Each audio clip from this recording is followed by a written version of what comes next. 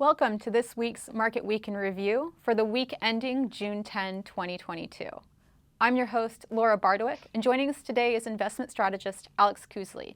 Alex, pleasure to have you on. Hi Laura, how are you? Thanks for having me. Doing well. Pleasure is all mine.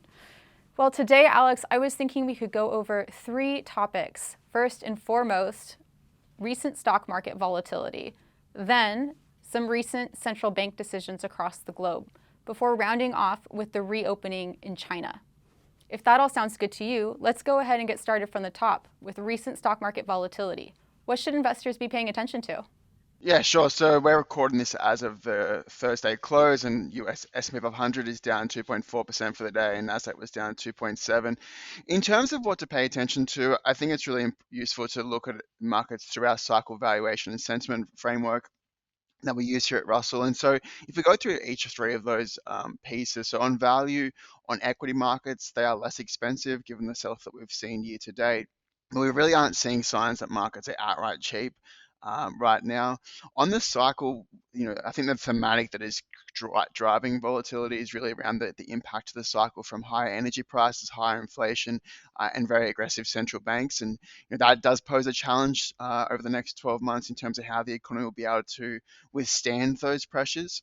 And then the final piece that's really been the swing factor recently is around sentiment. So we have a number of indicators that we look at in a proprietary indicator that tries to capture the general sentiment of the equity market. Are we seeing signs of panic? Are we seeing signs of greed?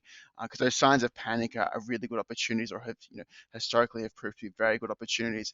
What we've seen over the last 2 months has really been markets that are oversold, but not at that extreme panic level.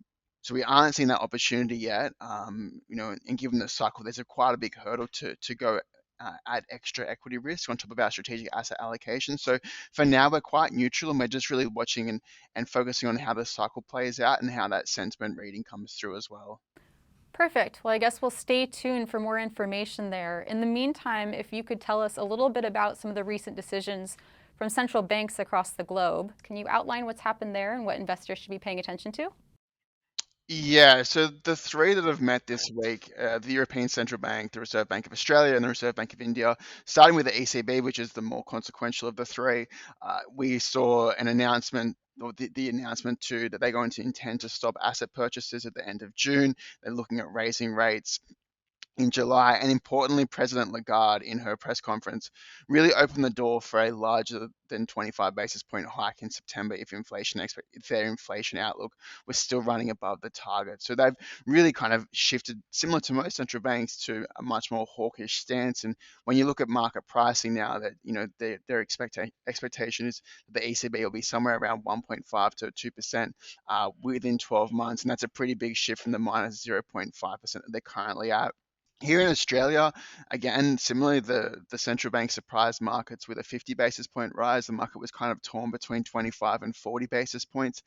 But that said, if we look at the pricing where the market is expecting the RBA to get to, they're looking at 3% by the end of the year from 0.85% right now. And we think that's probably a bit too aggressive, and we think that the RBA will probably settle at a lower level, just given that there is a lot of exposure of mortgage rates, because most mortgage rates in Australia are variable. We have very short fixing, and there is a big amount of natural tightening that will happen in the next 12 months because people that had 2 or 3 year fixed loans that they got during COVID are going to be refixing them at a much higher rate. So there is a natural amount, and we just don't think that the economy is going to be able to withstand that 3.5% that the market is pricing. So we think that's a little bit too aggressive.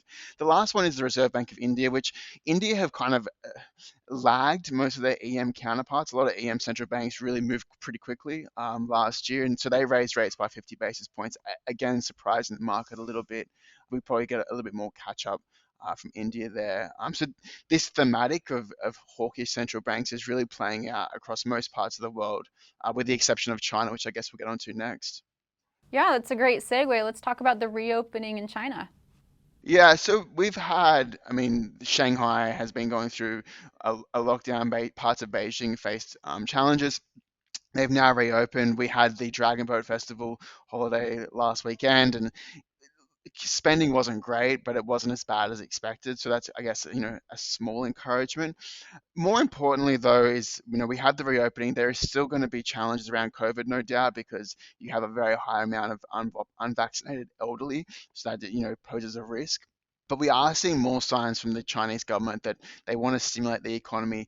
The 5.5% GDP target that they set at the start of the year, we thought was too aggressive at that time. It's clearly now too aggressive, but we are seeing more and more signs that they're bringing stimulus. So some of the more recent examples, in Shanghai, they've provided tax cuts to businesses, which if you aggregate up is about 0.3% of GDP in value. And there is infrastructure spending, and the government have advised policy banks to provide credit for that, which is about 70 basis points of GDP.